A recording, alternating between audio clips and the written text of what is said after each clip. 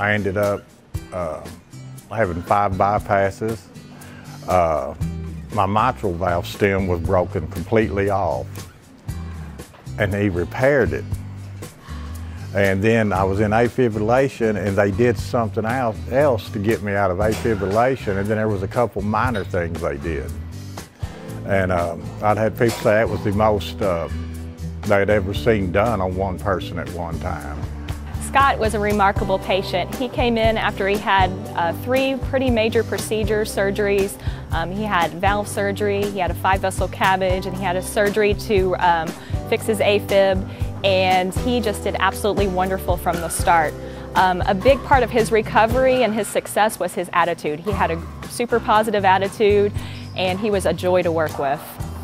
I found out through the donor program that they covered 15 sessions here in the therapy, and there would have been no way we could have afforded that. And especially, you know, when you're working for yourself and no insurance, well, if you're not working, you have no money coming in.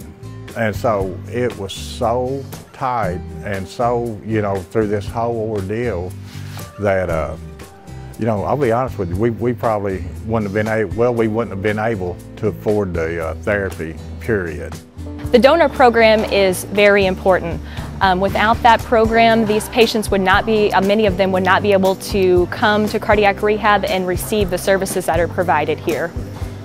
I'm a story, and it is a story with a happy ending. And if it wasn't for these donors and providing, I mean, if you look around at this facility and you look around at the staff here, it's incredible. And the only thing I could say to any donors is thank you very much, because this is just one story, and through your generosity, I'm sure there's hundreds of stories just like mine. And so I want to thank you personally for giving, but I also want to thank you on behalf of everyone that you have helped, because whether you realize it or not, you guys are a blessing from God. Well, it's been a very big roller coaster ride. I was diagnosed in September with positive rectal cancer, pretty good sized tumor that they recommended radiation and chemo to shrink and surgery to remove. There was 26 treatments, so there were 6 pills a day, so there was quite a few in a prescription that needed to be very costly. And we had insurance. I had insurance as well as his through the school. But when he got a different job, he wasn't making as much money.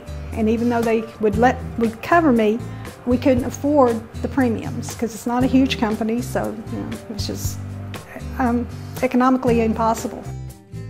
So I have the privilege of having a fantastic cancer navigator, Emily Copeland. Emily, she will go in and evaluate all of those items. Emily's background is social work, and so she goes to the patient. She meets them where they are. We call that patient-centered care here at St. Francis Cancer Institute.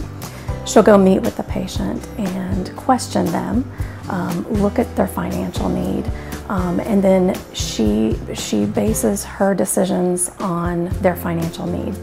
Well, with Emily Copeland and the Cancer Navigator's help, she contacted the foundation in my behalf with the situation, what the doctor really wanted me to have, and then the fact that I couldn't afford them due to my not having insurance, and Medicaid wasn't looking, of course I was applying, but it didn't get finalized till a week or so ago that they finally turned me down.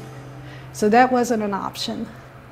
And she just, I guess they took me to heart, thought that was a good candidate for their help, and I'm so grateful for them. You know, from JoAnn's story, it was catastrophic, and she has some amount of income, but just imagine being that person that has no income. It's a death sentence, and through our mission of St. Francis, we want to make sure that cancer isn't a death sentence. We can help you, we can give you support, both from the financial perspective as well as just love on people with cancer. I mean, we do. We love on people, and we try to be Christ-like so that it gives them hope. I thank you to this foundation so much, because without them I wouldn't be able to be as I am right now.